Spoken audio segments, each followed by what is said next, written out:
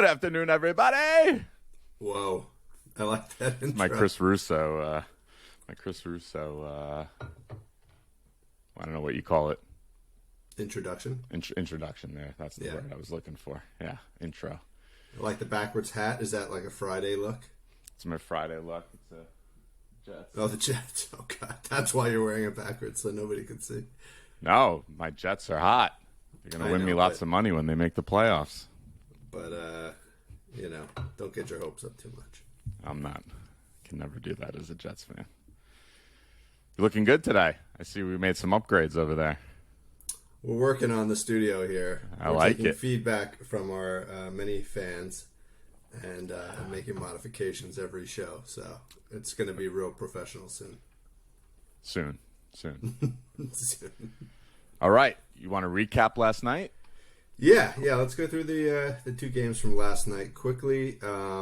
So we had the Bucks versus the Sixers. Low scoring game. The Bucks ended up winning 90-88 on I believe it was 90-88 on a last minute shot by Giannis. I think the game was surprisingly little action. Giannis had a pretty good overall game with 21, 13, and 8, but didn't score that much, so that was surprising. Harden had another good game. He really kept the Sixers in the game. He scored 31 points, 8 rebounds, 9 assists. That's two good games back-to-back now for Mr. James Harden. Yeah. And then the Embiid stat line, 15, 12, and 3. You'd look at that and say he had a decent game, but he actually played pretty poorly, so poorly that the Sixers fans were actually booing him at one point during the game. And then, a few other players. Allen, who you were on yesterday, he covered with 12 points, 2 of 6 from 3. He did not cover. He did not cover? What was it? The line was 12.5. Oh, it was 12. I thought it was 11.5. No. Oh, that's even worse. So we should have gone with the threes, right? Yeah. No, he only had 2 threes. Oh, it was 2.5 threes and 12.5 points. Yep. Ugh, he missed. Yeah. And Tucker missed too, right? He only had 5 points. Yeah, he had that one corner 3 to start very early on in the first quarter, and that was it. That's brutal. And Harris missed as well. So overall, but what do you expect? You only got 178 points, 178 points. All right. Any comments on that game before we move to the Lakers? No, I think Embiid. I think that's 2 kind of subpar games in a row for Embiid. Wonder what's going on there. What happens? I don't know. Harden seems to be doing a lot of James Harden stuff that doesn't sit so well with teammates usually. So being curious to see how that plays out over the next month or two. I look at Embiid, and he's an amazing player, but he spends half the game on the floor. He really does. Or with his hands on his knees. Yeah, it's just like, dude, you're so monstrous. Stop falling. Yeah. All right, so let's move on. The Lakers, the night game. Lakers ended up losing 97-103. There was never a chance. There was never a chance for them in that game. I mean, they were getting blown out. Then they clamped down on defense. And then I guess it was a relatively tight game the rest of the way. I didn't watch most of the second half. It never felt like the Clippers had any there was any worry of them losing the game. But listen to this. If I told you the Clippers had 21 turnovers and 80 shots, and the Lakers had 9 turnovers and 94 shots, who would you think would win the game? The Lakers. Right? Like by a lot. But the Lakers shot 35% and the Clippers shot 46%. So they were a lot more efficient, even though they were sloppy with the ball. Paul George had 15, 10, and 4, so he missed his line. Kawhi just missed his 14, 7, and 2. And Zubek had a great game with 14 and 17. How much longer does Kawhi keep coming off the bench for? I don't really understand it. I mean, I understand they're trying to manage his minutes, but it's like, why not just knock that rust off? Maybe they're just trying to have a stronger second line. Yeah. Yeah. AD had 25 and 8. Lonnie Walker, is it? He had 26 The fourth. points. The fourth. 26 points, which is a lot, but he went 9 for 21 shooting, which is a disaster. You can't have Lonnie Walker shooting 21 shots in a game. Braun was cold at 20, 10, and 6. Westbrook had 5 steals, but I saw and 2 points. He thought he had a good game, so he's still very delusional. Pat Bev got his 2 steals, and again, Lakers almost pulled out a win, but lost by 6, so missed the spread. 5, which was 5.5. 5.5, yeah, so close. Someone knows what they're doing. Exactly. All right, so let's move on to tonight. We got 11 game slate tonight, which is exciting again. The 2 games we've chosen to review are the Magic and Hawks, and then the other one is Denver and Golden State. All right, so Magic and Hawks tip off at 7:40 p.m. Not a nationally broadcasted game, but we like this one just because you got some young guys on the Magic, and then the Hawks have some changes to their lineup that are exciting as well. All right. Yeah, a lot of exciting young players here. Mm-hmm. So on the Magic side, point guard is Cole Anthony, shooting guard Terrence Ross, small forward Franz Wagner. Power forward is Paolo Banchero from Duke. Had a great first game. We'll talk about that in a minute. And then another Dookie, Wendell Carter at center, which We're going to be talking about him. Oh, yeah. Although he seems a little undersized for center, but we'll see. On the Hawk side, we got Trae Young starting at point guard, DeJounte Murray at shooting guard, the new addition, DeAndre Hunter, small forward. Power forward is John Collins, and then center is our boy Clint Capella. That's right. All right, and then some off-season notables. The Kevin Herter went over to Sacramento. Gallinari went to Boston. Those are the big notes. All right. What are we looking at in terms of spread and total? Yeah, so the Atlanta is -9, so it's a pretty big spread. They are home. And then the over-under is 225. Sharps are on Atlanta, -9, and the over. 5 moves and 7 moves, respectively. 225, I see. Just looking at the money here, you got 76% of the money bet has been on Orlando +9, and 60% of the money bet has been on that over 225. I'm really into that Orlando +9. Really? Yeah, I am. Going against the Sharps. I am. I like Banchero had that awesome game. I love Franz Wagner. Wendell Carter, I'm going to talk about in a bit. I like him tonight. They got a lot. Jalen Suggs, Cole Anthony. There's so much exciting young talent on that team that I think they can keep it close. I don't know. It's on the road, but I think they keep it close. And I think in this game there's not going to be a whole lot of defense played. So I also would lean towards the over. Yeah, I don't have a take on the over-under. I thought the last Hawks game would just crush the over, and it didn't. It was a lower scoring game, but I'm going with Atlanta -9, so I'm on the other side. No. But I don't think it will be a huge blowout. I think it's going to be very close to that 9. Last year they played 4 times. Atlanta won by 21. 12 and 18 in their 3 victories, and lost by 6 in one of the games. So, decent margin of victory, but again, different teams. You got some key players that are different year over year. Yeah. All right, so who do you like on the prop side? If you're teasing Wendell. Okay, so Wendell Carter is going to be my main play from this game tonight. Reason being is he is from Atlanta, Georgia. Went to high school in Atlanta, Georgia. So he's one of what we call our hometown heroes. And he's had some pretty intriguing numbers against Atlanta.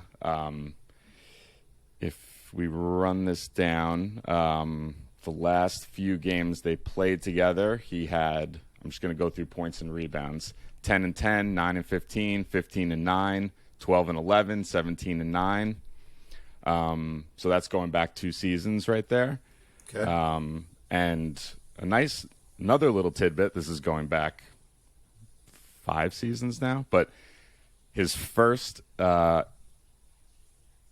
Carter's first career double-double came against the Hawks in Atlanta on October 27th, 2018. He went 10-10-1, and that's going to be my pick in this game tonight. Wendell Carter, double-double, plus 115. I like it. I mean, who else is grabbing rebounds on that side? So, yeah. I mean, the points are a sure thing. He's definitely getting 10 points. So it's really just a matter of, is he going to get the 10 rebounds? And his line is 9.5. His rebound line is 9.5. So yeah, I mean, that's why it's only plus 115. Yeah. But yeah, that's a pretty strong bet. So that's one.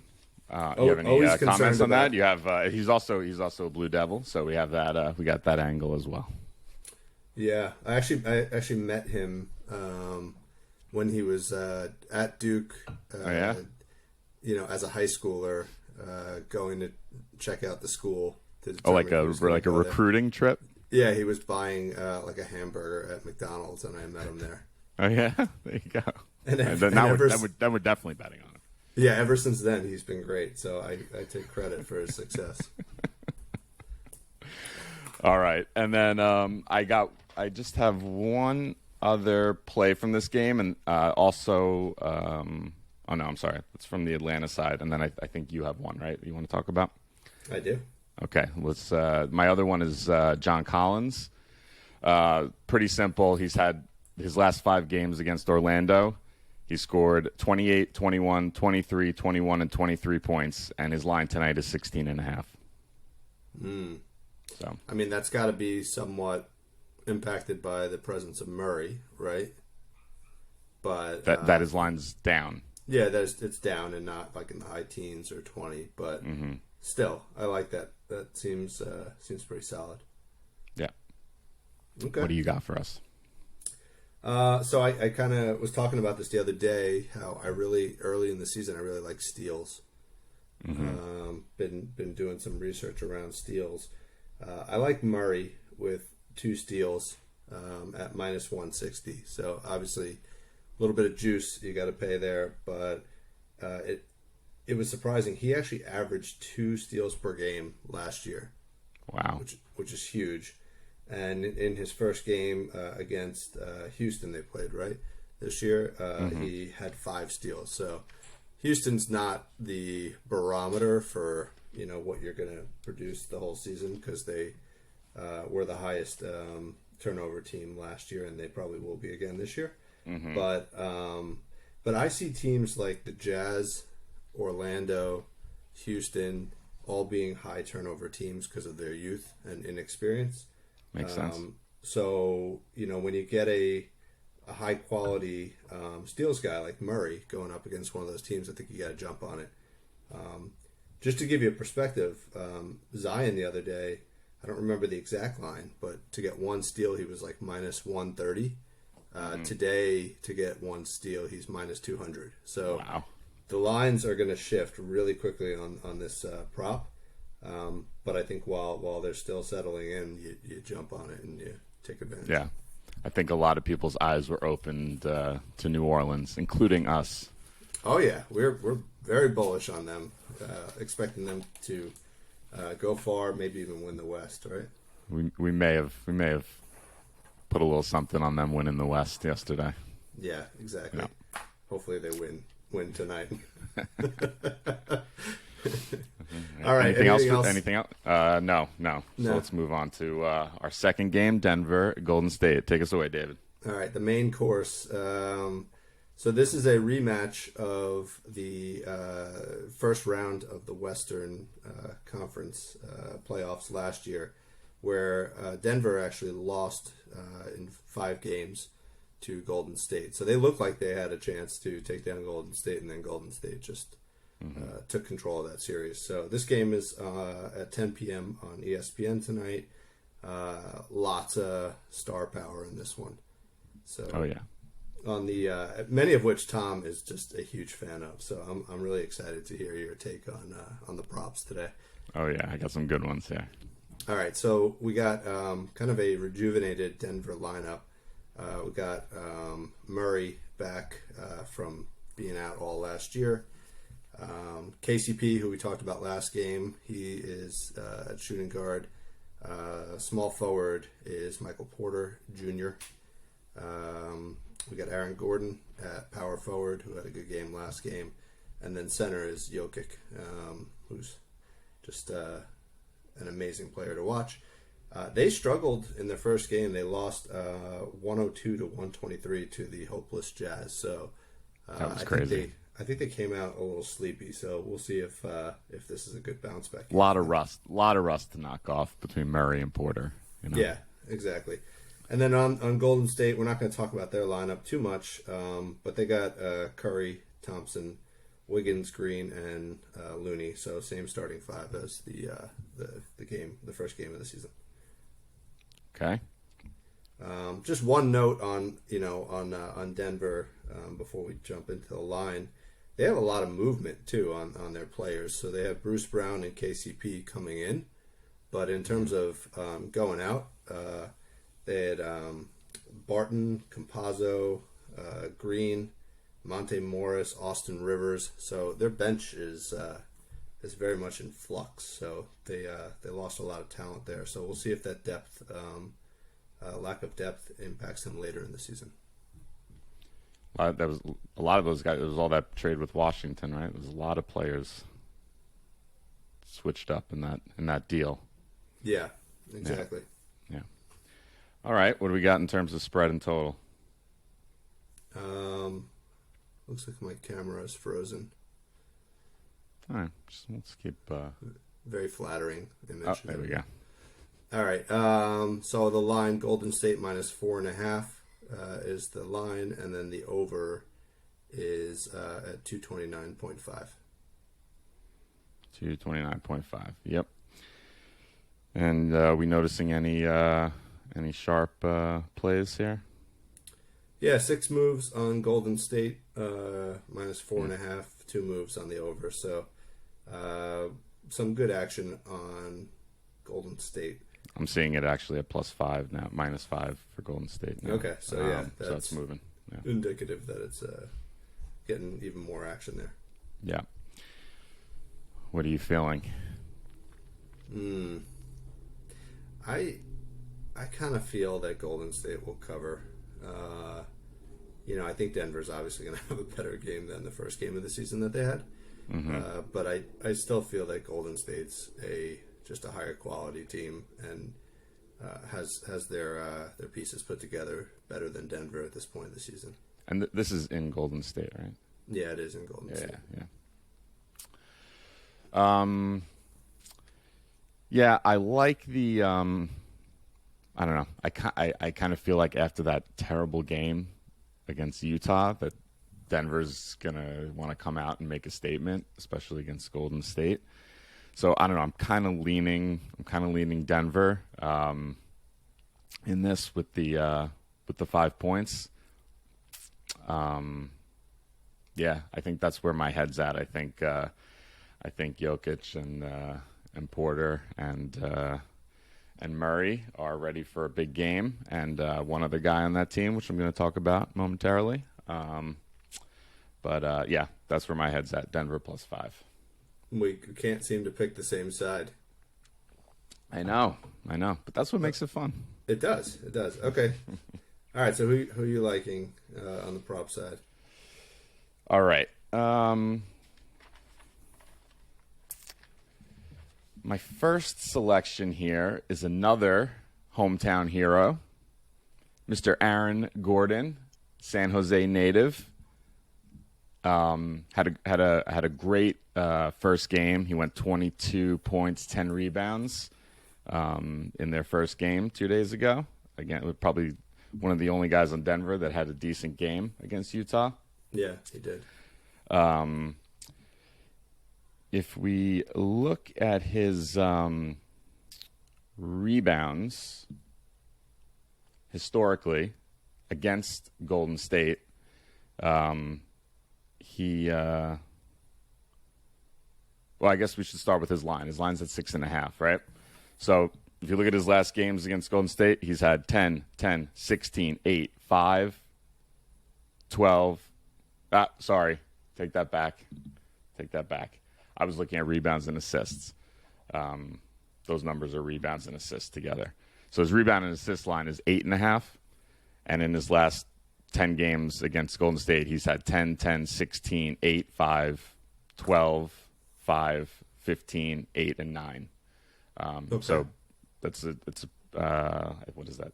6 out of 10 he's gotten there. So I like that. That 8.5, it's minus 105 is what you'll pay for that. If you just wanted to stick with straight rebounds, it's the line 6.5, and you're actually it's plus money, plus 120. So I think I would lean towards that as the play. I think that's going to be my pick as a little bit extra because the number's so juicy. And since he did it last game and he's done it 1, 2, 3, he's done it 3 of the last 7 times that they've played, is a Aaron Gordon double-double at plus 750. I like that. Yeah. So that's one I had in that game.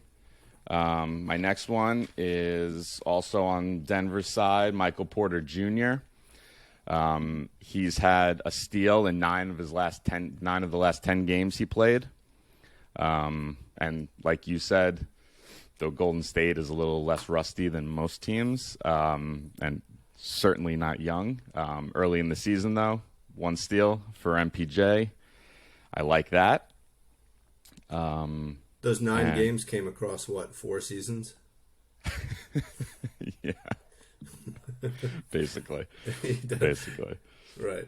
From 2020 to now. Yeah.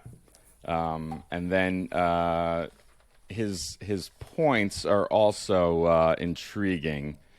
His line's 15.5. It's minus 128. But his last 2 games against Golden State, this is going back to the 2020-21 season. So you had, on Golden State side, you had Curry, Green, and Wiggins. And on the Denver side, you had Jokic, Porter, and Murray playing. So this is the best comp you can get. In those 2 games, Porter went 24-9-2 and 26-5-1. And he had 7 threes in one of those games. So I like Porter over 15.5 points. Maybe put that with a steal. 1 steal, juice it up, and that's a beautiful thing. Nice. Well, I like him. I'm a little concerned about his inconsistency, but he's like one of those players that could be up there with Tatum, with Booker, like one of these stars. For sure. If he could stay healthy, for sure. He just hasn't had the runway to prove it yet. But I'm excited. But a guy at his size that can shoot the way he shoots, he could be unbelievable. Yeah, it's never good though if you have back issues when you're like 25 years old. Well, that's why he fell in the draft so far. He had like I remember hearing he had like the worst medicals that any team had ever seen. It was that bad. Yeah, that's hard to plan around. Yeah. Murray, do you know any? I heard he might not be playing tonight. He was in the starting lineup, but I didn't hear anything. Okay, I wasn't sure if you had heard anything, but keep an eye out on him. I didn't see any props for him yet because he might not be playing. So we'll see. Which would be, I'd like that even more if he wasn't playing for the Porter Jr. points. But not so much for your 4.5 or 5 points, huh? No. No. All right. You have any other props? For that game, no. Okay, I got one. Again, sticking with the theme of steals, you might be surprised by who I'm going to say. Jokic. So you think about him as a par guy, right? He's Yeah. big on points, big on assists, big on rebounds. You might even think about him as a block guy because he plays pretty good defense. But he's on the floor so much, and he's so active in terms of where he plays. He actually averaged 1.5 steals per game last year. Wow. Which is crazy, right? That is. He had 3 in the game versus the Jazz. And the other shocking thing is Golden State, despite all the skill with Steph, is very sloppy with the ball. They were second worst in the league last year in turnovers. No way. At 14.8. Compared to I think Houston was worse at 16. And then this year, in the one game that they've had so far, they had 18 turnovers. So it kind of makes sense, though. If you look at the speed and the pace at which they play, you look at kind of the style that they play, it's almost like watching a Globetrotters game.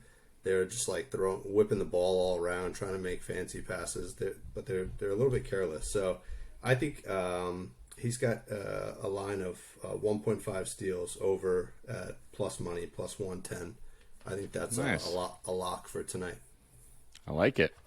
Okay, sneaky. Thank you very much. It is. That's all right. That was cool. I didn't realize that about Golden State. So looking around the rest of the league, right? That's 2 of the 11 games. You got any other call outs for the 9 other games? I got a couple others here. Let me just go through my notes here. One that I liked, I don't have a ton of stats to back it up, but it just jumped out at me really quickly. Fred VanVleet, 5.5 assists against Brooklyn Nets. He's got Kyrie Irving guarding him. In his 2 games against Brooklyn last year, he had 8 and 9 assists. The point guard for Toronto, great team. They're cohesive. There's not a lot of changes. I like that 5.5 line for Freddie VanVleet. Yeah, I like that. I actually think Toronto might destroy them tonight. Yeah, I think so too. And it's a close line. It's like 2.5 points. But okay. Anything Okay. else? Yeah. So I couldn't let another day go by without a 3-name player bet. Well, you just did FVV, so. Well, that's Van Vliet is really one. That's like a 2.5, yeah. My other question for you is: does a junior count as a 3-name? No, that's also 2.5. That's a 2.5. Okay. Yeah, we need like mom, mother's maiden name hyphenated with the paternal name.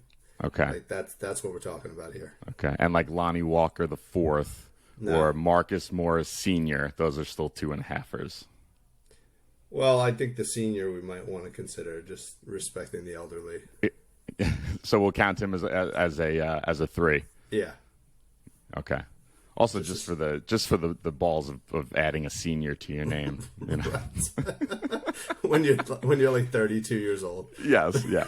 So he deserves to be included in the 3-name list. Right. All right. So my guy for tonight is Karl Anthony Towns. I have 2 plays I want to talk about with him. I love his assist line at 3.5. In 2 games against Utah last year, he had 5 and 10. He had 7 in his first game against OKC. And in his 2 preseason games, he had 4 against Brooklyn and 6 against the Clippers. So he's getting there. He's getting over the 3.5. So I like that line tonight. That's at minus 136, though. So if we want to get in on Cat, a little bit more juicy, get a load of this. On January 30th of 2022, Minnesota played Utah, and Rudy Gobert was not in the lineup. And what did Cat do in that game? He went 31, 11, and 10 with 3 threes. That's a triple-double. His line on a triple-double tonight is plus 5,000. I'm feeling it. That lineup is even worse than it was last year against Utah, and I think it's definitely worth taking a flyer. But the main play, obviously, is the 3.5 assists over. But as another little nugget there, I like that triple-double at plus 5,000, and I think that was my only other bet. Oh, just from this same game also, there's definitely no lines out on him yet. There probably will be closer to game time. But I kind of like Malik Beasley, who's on Utah now. Minnesota traded him, and now he's coming back to Minnesota. He's the guy. He's the kind of guy that just can get hot from 3 and knock down like 5 threes in a game. So I just would be curious in maybe taking a flyer on his over 3-point line, or for him to make like 3 threes or something like that. But those lines aren't out yet to look at. But I kind of like that narrative, and he's the kind of guy I think could do it. Yeah. I thought he was going to be really good. I did too. I even bought one of his what was those Top cards? Shot? Top Shot cards. Invested. You were holding a lot of stock. Yeah, I thought Beasley. it was going to be my retirement money, but now he's on Utah, so I'm going to have to probably invest in someone else. But I could definitely see him having a big game. He's got potential to nail a lot of threes. He's going to probably get some playing time, I would assume, and A little bit. There's nothing to invest your a week's paycheck in. But you love those revenge narratives, and this one's do. truly a revenge narrative. Yes. Yeah, I think those are good. Those are good picks across the league.